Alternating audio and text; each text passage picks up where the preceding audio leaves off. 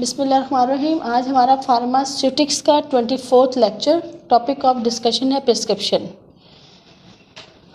आपने सुना होगा कि आप जाते हैं डॉक्टर के पास, डॉक्टर आपको प्रिस्क्रिप्शन लिखता है, लेकिन एक प्रिस्क्रिप्शन जो है ना वो इतनी सिंपल नहीं होती। उसके बहुत सारे पार्ट्स होते हैं। 1 से लेके 7 तक जो है इंफॉर्मेशन जो है ना एक प्रिस्क्रिप्शन में कंटेन होनी चाहिए, एक प्रिस्क्रिप्शन में मौजूद होनी चाहिए। सबसे पहले प्रिस्क्रिप्शन क्या होती है? Prescription is an order written by a physician, dentist और any other registered medical practitioner to a pharmacist to compound and dispense a specific medication for the patient।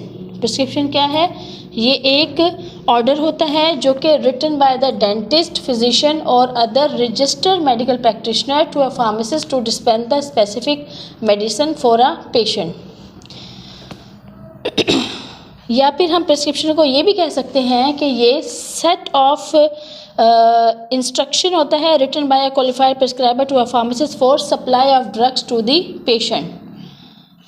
Prescription के कुछ पार्ट्स होते हैं, उस पार्ट्स में हम देखें। सबसे पहले एक प्रिस्क्रिप्शन पे डेट मेंशन होनी चाहिए। नंबर 2 उसका नेम, पेशेंट का नाम जो कि मेडिसिन लेने जा रहा है, उसकी एज, उसका sex male female and address of the patient, और एड्रेस भी उसका मौजूद होना चाहिए। सुपरस्क्रिप्शन क्या कहलाती है? सुपरस्क्रिप्शन जो है आपने देखा होगा प्रिस्क्रिप्शन में एक सिंबल यूज़ होती है RX। RX जो है ये क्या कहलाती है? The superscription is represented by a symbol RX which is always written at the beginning of the prescription। और इसका मतलब ये होता है कि you take, जो RX आपको लिखा हुआ नज़र आता है उसका मतलब क्या होता है? You take। इसके बाद इंस्क्रिप्शन होती है। Inscription is the main part of the prescription। Inscription is the main part of the prescription। It contains the name and quantities of the prescribed medicine or the ingredients। और हर medicine का नाम जो है वो separate line पे लिखा जाता है। जैसे आप देखते हैं इंस्क्रिप्शन, ये इंस्क्रिप्शन है, सपोज करें ये लिखी गई है। सबसे पहले आपने टैबलेट पैनाडोल और इसके आगे इसकी क्वांटिटी आपने कितनी लेनी है, 2 सुबह, 2 दोपहर को, 2 शाम को, ये हो गया। इसके बाद हर केमिकल जो है, हर दवा या केमिकल वो सेपरेट लाइन पे मेंशन हो। इसकी तरह जैसे आपको दे दी क्रीम, वोल्ट्रॉल, जेल, वोल्ट्रॉल, ये क्या अप्लाई करनी है? सुबह शाम अप्लाई करें। इसकी क्वांटिटी 1 है, सुबह शाम, इस तरह से। तो ये जो होती है ये क्या कहलाती है? Inscription. Inscription is the main part of the prescription that is contain number of drugs written by the physician और द प्रिस्क्राइबर और medical prescriber to a patient. तो subscription, this part of the prescription contain the prescriber's direction to the pharmacist regarding the dosage form to be prepared and number of the doses to be dispensed। It may also include instruction regarding the flavor of the product label। Subscription क्या होती है? इसमें directions होती है prescriber की तरफ से to the pharmacist कि वो इनको इतनी डिस्पेंस करें मेडिसिन, इतनी मेडिसिन इनको इस्तेमाल के लिए दें, या फिर कोई ख़ास इंस्ट्रक्शन हो कि पेशेंट को जो है ना ये दवा रात सोते हुए पानी में डाल के इस्तेमाल करनी है, या ऐसी कोई ख़ास हिदायत जो कि फिजिशियन की तरफ से दी जाती है, वो सब्सक्रिप्शन में ऐड की जाती है। आखिर में जो है सिग्नेचर होते हैं। सिग्नेचर किसके? प्रिस्क्राइबर के, जो कि मेडिसिन प्रिस्क्राइब कर रहा है। सिग्नेचर के साथ साथ जो है पेशेंट का जो नाम है और एड्रेस है प्रिस्क्राइबर का, रजिस्ट्रेशन नंबर के साथ जो है वो भी प्रिस्क्रिप्शन के आखिर में मेंशन होना चाहिए। ये कुछ एब्रीवेशंस हैं जो कि इस्तेमाल होते हैं। इन एब्रीवेशन को पढ़ने के बाद प्रिस्क्रिप्शन में ये इस्तेमाल होते हैं शॉर्टली। इनको पढ़ने के बाद आपको अंदाज़ा होगा कि जो मेडिसिन पे लिखा होता है कि BID, TID, तो आप नहीं पहचान पाते प्रिस्क्रिप्शन को। तो ये लातीन वर्ड्स होते हैं, उनकी कुछ मीनिंग्स हैं, क्योंकि पहले जो है ना वो मेडिसिन तमाम पेशेंट्स की और फार्मेसी को लातीन वर्ड्स में ही प्रिस्क्रिप्शन जो है ना वो लिखी जाती थी। उसी वक़्त से कुछ नाम जो है ना वो यहाँ पे ले लिए गए हैं और उनको प्रिस्क्रिप्शन में मेंशन करते हैं। RX का मतलब है टेक, SIG अगर लिखा होता है शॉर्ट एब्रीविएशन है signature, TAB tab tablet, cap capsule, injection, SYR for the syrup, SUPP suppository. OD का मतलब क्या है? Once a day. OD अगर लिखा होता है तो उसका मतलब है once a day. BID twice a day. TID या TDS इसका मतलब है thrice a day. QDS 4 times a day. 4 times a day होगा तो उसकी फ्रीक्वेंसी क्या होगी? अगर 4 टाइम्स अ डे कोई दवा दी जाती है 6 घंटे बाद, 6 जमा 6 जमा 6। और अगर TID का मतलब होता है उसकी कोई क्या फ्रीक्वेंसी होगी? 8 जमा 8 जमा 8। अगर BID होगा तो 12 जमा 12 और ये 24 आवर्स में। जो वंस अ डे होता है ना OD, अच्छा एक होता है HS भी ऐड कर लें आप इसमें। HS बेड टाइम पे रात में लेनी होती है, वो भी एक ही दफ़ा होती है। HS भी लेनी वो HS में है, लेकिन उसका मतलब होता है at the bed time.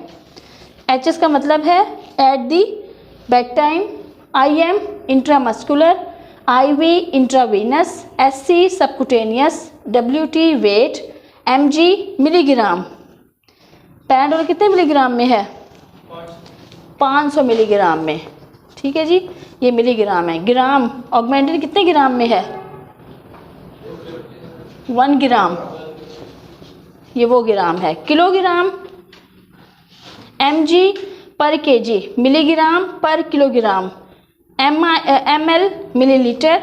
TBS table spoon जो है वो 10 ml के बराबर होता है और टी स्पून जो है वो 5 ml के बराबर होता है। TSP अक्सर जो है ना वो इससे 2 टेबलस्पून 2 टीस्पून, बच्चों के लिए टीस्पून का जिक्र किया जाता है। टेबल स्पून जो है वो 10 ml के बराबर होता है। तो बाज़ का जो दवा है उसको मेजर करने के लिए जो सिरप होता है उसके अंदर भी एक वो मेजर करने के लिए कोई भी वो कप वगैरह होता है या स्पून दी जाती है, उस पर ये मेंशन होता है। स्पून के ऊपर लिखा होता है 5 ml। अच्छा अगर 5 ml है, हाफ़ टी स्पून कितना होगा? 2.5 ml। ठीक है जी। तो जो 5 ml है डोज, अक्सर बच्चों में ये टीस्पून वो इस्तेमाल होते हैं, तो उनकी डोज के लिए 2.5 ml, 1.25 ml। तो अगर मेजर करना होता है तो या तो उसके अंदर जो वो होता है उससे मेजर भी कर सकते हैं आप, लेकिन जो बहुत ही छोटे बच्चे होते हैं उनको जो है आप ये डोज जो है ख़ासूसी तौर पे एंटीबायोटिक की, तो ये बहुत ही केयरफुली आफ्टर मेजर 2.5 है, 5 ml है। अक्सर जो इन्फेंट्स होते हैं तो उसमें प्रॉपरली मेजरमेंट से मेडिसिन दी जाए। How to handle and fill the prescription. आपके पास आप जो है ना फार्मेसी में मौजूद हैं, आपके पास एक प्रिस्क्रिप्शन आती है। प्रिस्क्रिप्शन आने के बाद जो है आपने उसे कैसे हैंडल करना है और कौन कौन से स्टेप्स हैं that you have to follow in dealing a prescription, तो उसका जो है ना मैं बताने जा रही हूँ। सबसे पहला जो स्टेप है वो है receiving end entering the prescription into the register और द कंप्यूटर। अगर आपके पास कंप्यूटराइज सिस्टम होता है या फिर आपके पास मैनुअल रजिस्टर होता है जिसमें आपने ये गिनती रखनी होती है कि ये प्रिस्क्रिप्शन आई है और रिकॉर्ड कीप के लिए, तो या तो आपके पास ऑनलाइन सिस्टम होता है कि आपके तमाम जो आइटम्स होते हैं मेडिसिन के जो आपके पास मौजूद हैं वो सारे के सारे आपने अपने सॉफ्टवेयर में एंट्री की होती हैं, उसको वो उसमें नज़र आ रहे होते हैं। तो आपने क्या किया, पेशेंट का डेटा जो है ना उसी में इंटर हो जाता है। अगर वो नहीं होता तो some time you have to maintain the order in a register. तो सबसे पहले जो पेशेंट आता है उसका आपने रिकॉर्ड उसमें मेंटेन कर लिया। उसके बाद जो है दूसरा स्टेप में है आपने रीड करना है और चेक करना है प्रिस्क्रिप्शन को। रीडिंग और चेकिंग में 2 चीज़ें हैं। As a dispenser you are responsible कि आपने जो प्रिस्क्रिप्शन है उसे रीड करके केयरफुली रीड भी करना है और किसी भी टाइप की इनकम्पैटिबिलिटी के लिए आपने प्रिस्क्रिप्शन को चेक भी करना है। सपोज़ करें प्रिस्क्रिप्शन आपके पास आती है और आपने देखा कि ये जो 2 दवा हैं आपने पढ़ा कि ये 2 दवा एक साथ नहीं दी जा सकती और इनको जो है ना वो सेपरेट लेना चाहिए। सपोज़ करें एक प्रिस्क्रिप्शन है, उस पे लिखा हुआ है कि आपने ना एक कैप आयरन और टैब कैल्शियम ये आपने लेनी है। ये एक पेशेंट की लिखी हुई है, ये भी ओडी है ये भी ओडी है, ये प्रिस्क्रिप्शन आई है। तो आप इसको जो है ना वो एज इट इज़ पेशेंट को आप दे रहे हैं। तो आपको लगता है कि इसमें कोई जो है ना हमने हिदायत है पेशेंट को देनी है। अगर आप ये जानते होंगे कि आयरन, और ये एक सिंपल एग्जांपल दे रही हूँ कि आयरन और कैल्शियम एक साथ नहीं लिया जा सकता, कभी भी आयरन और कैल्शियम एक साथ नहीं लिया जा सकता, क्योंकि अगर कैल्शियम और आयरन एक साथ ले लिया जाए तो कैल्शियम जो है वो आयरन के साथ बाउंड होके चिलेट कॉम्प्लेक्स बना लेता है, चिलेटिंग कॉम्प्लेक्स। वो जो कॉम्प्लेक्स बनाता है वो इजीली डाइजेस्टेबल नहीं होता और it can cause the diarrhoea या गैस्ट्रिक डिस्कम्फर्ट, इंडाइजेशन वो हो सकती है, वो आसानी से एब्जॉर्ब नहीं होता। तो अगर आपको पता होगा, आपने इंटरेक्शन देखे होंगे या आपकी नॉलेज में होगा, तो फिर आप क्या करेंगे कि आयरन और जो कैल्शियम है उसे डिस्पेंस करने से पहले जो इनकम्पैटिबिलिटी है रीड और चेक करने के बाद आप पेशेंट को या तो वापस जो है ना प्रैक्टिशनर से डिस्कस करेंगे।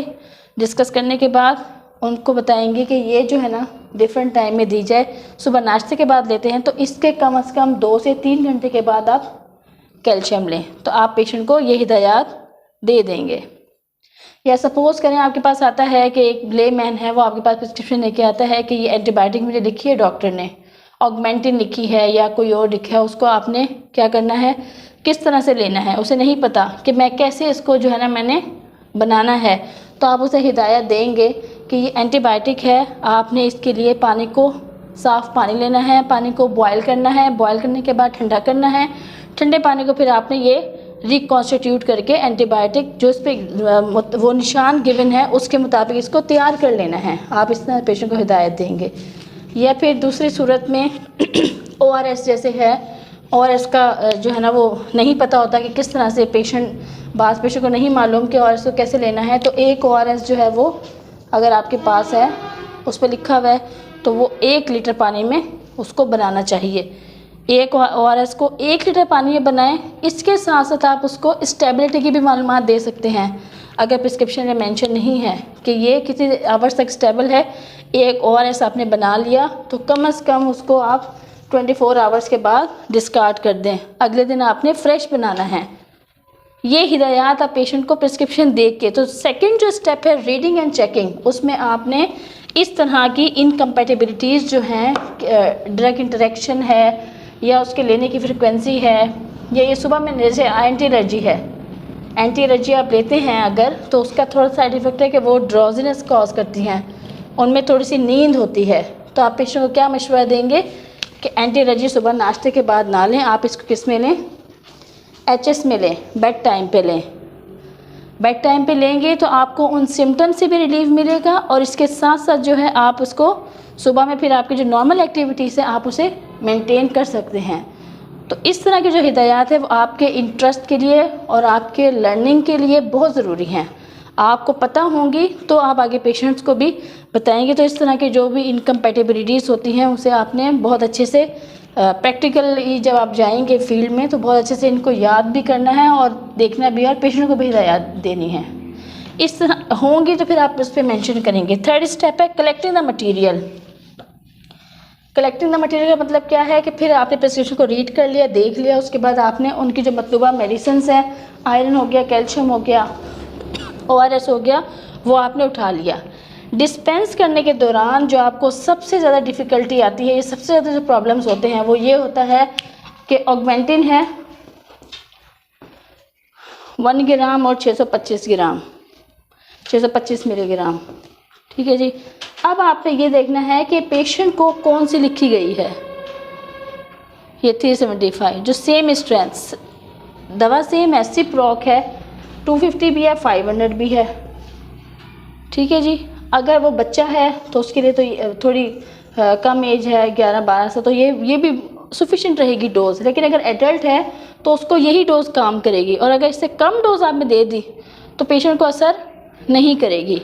तो डिस्पेंस के दौरान भी आपको जो रखी हुई हैं स्ट्रेंथ 250, 500, 1 ग्राम, 200 ग्राम, 300 ग्राम जो भी है, आपने बहुत केयरफुली स्ट्रेंथ भी उसकी देखनी है। सबसे पहले उसकी स्ट्रेंथ, और फिर जब पेशेंट को दे रहे हैं तो उसकी आपने क्या नोट कर ली है, एक्सपायरी। हमेशा खुद मेडिसिन लेने से ही पहले और किसी को मेडिसिन देने से पहले आपने उसकी बैच नंबर, एक्सपायरी लाजमी चेक करनी है, क्योंकि अक्सर होता ये है कि आपकी नज़रों से भी ओझल हो जाती है। सपोज करें you are sitting in a medical store and you are dispensing the medicine, तो आपकी जो वो उसकी एक्सपायरी वगैरह है उससे अगर आपकी नज़रें वो नहीं आप देख पाते तो वो पेशेंट की जान भी ले सकती हैं। समटाइम आप प्रॉपर नहीं उसको मेंटेन कर रहे या चेक कर रहे तो ये गलती से कोई रह भी जाती है। तो पेशेंट को डिस्पेंस करते हुए आपने देते हुए उसकी एक्सपायरी या फिर आप कलेक्ट कर रहे हैं उस वक्त ये स्टेप्स देखने होते हैं। You have to follow this step during collecting the material, that is the third step. Fourth है weight, carefully weigh the ingredients. अच्छा, ये उसके लिए है जो ये फोर्थ स्टेप बताया हुआ, वेट द इंग्रेडिएंट्स। आपके पास दो तरह की प्रिस्क्रिप्शन आती हैं। एक आपके पास सिंपल आती है कि आपने प्रिस्क्रिप्शन ली है, आपके पास रेडीमेड जो है ना मार्केट से, मैन्युफैक्चरर से जो प्रोडक्ट्स हैं आपने वो ले लिए और जो है ना पेशेंट को डिस्पेंस कर दिया उठा के। दूसरी आती है आपके पास कंपाउंडिंग वाली प्रिस्क्रिप्शन। कंपाउंडिंग क्या होती है कि आपने एक डोजेज फॉर्म से दूसरी डोजेज फॉर्म में कन्वर्ट करना होता है, कि आप जैसे क्रीम से आपने ऑइंटमेंट बनानी है या कुछ सॉलिड मेडिसिन है, टैबलेट है, उसे आपने लिक्विड बनाना है, शरबत बनाना है, आपने बच्चे के लिए तैयार करना है, सॉलिड मटेरियल है उसे आप, वो कहलाता है कंपाउंडिंग। और अगर सिंपल आपने मेडिसिन उठाई हैं और पेशेंट को दे रहे हैं तो वो दूसरी डिस्पेंसिंग कहलाती है, वो कंपाउंडिंग। तो कंपाउंडिंग के लिए वेट करना ज़रूरी होता है कि हर प्रोडक्ट का आपने जो भी मटेरियल है उसका आपने इंडिविजुअली केयरफुली वेट किया, फिर आपने उसको कंपाउंड किया according to the instruction of the prescription. उसके बाद आपने आखिर में once the drug is prepared place the label around it. जो कंपाउंड किया हुआ आइटम होता है उसे जब बॉटल में या किसी भी जार में आप डाल देते हैं मेडिसिन को, उसके बाद उस पर आप लेबल लगाते हैं। लेकिन जो दूसरी दवाएं हैं आपने जो पेशेंट को दे रहे हैं, सपोज करें ये सिरप है, तो इसके ऊपर ही आपने क्या कर दिया, लेबल तो नहीं लगाते आप, लेबल तो उस पर ऑलरेडी अटैच है, तो आपने इस पर हिदायत लिख दी हैं 1+1+1 कि भाई ये सुबह, दोपहर और शाम को लेनी है। इस तरह टैबलेट है उस पर भी आपने ये मेंशन कर दिया कि कितनी दफ़ा लेनी है पेशेंट के आसानी के लिए। Finally checking the prescription give the drug that has form, and आखिर में आपने चेक करना है और फिर पेशेंट को हैंड ओवर कर देना है। तो इस तरह से आपका जो एक प्रिस्क्रिप्शन है लिखने से लेके पेशेंट तक देने के लिए जो है ना ये तमाम स्टेप्स इन्वॉल्व होते हैं, और इस तरह एक प्रिस्क्रिप्शन जो है वो फुलफ़िल होती है। एक प्रिस्क्रिप्शन की नीड मुकम्मल होके पेशेंट की नीड पूरी करती है। एक प्रिस्क्रिप्शन जो आप लिखते हैं उससे लेके पेशेंट को दे रहे हैं उसकी नीड पूरी होती है।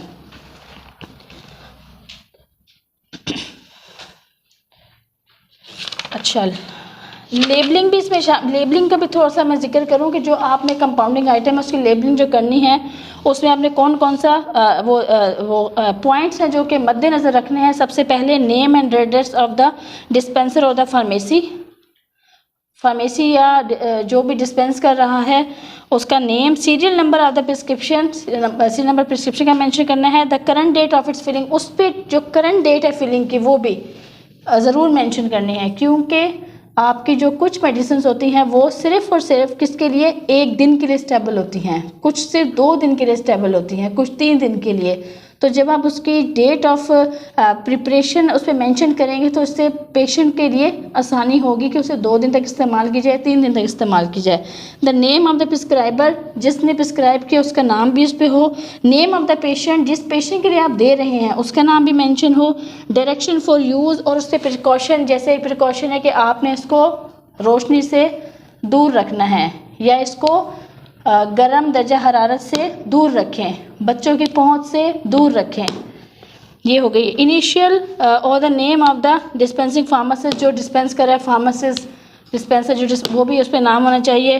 Telephone number of the pharmacy in case of any Curie, कोई पेशेंट को क्यूरी होती है तो जो फार्मेसी का वो नंबर है कॉन्टैक्ट वो भी होना चाहिए, और सब drug name and the strength and the quantity, उसमें ड्रग का नाम, उसकी स्ट्रेंथ कि 250 मिलीग्राम पर 5 ml है, ऑगमेंटिन है, और आगे उसकी क्वांटिटी जितनी आपने क्वांटिटी पेशेंट को दी है वो भी मेंशन करना लेबल पे ज़रूरी है। यहाँ हमारा आज का लेक्चर कंप्लीट होता है।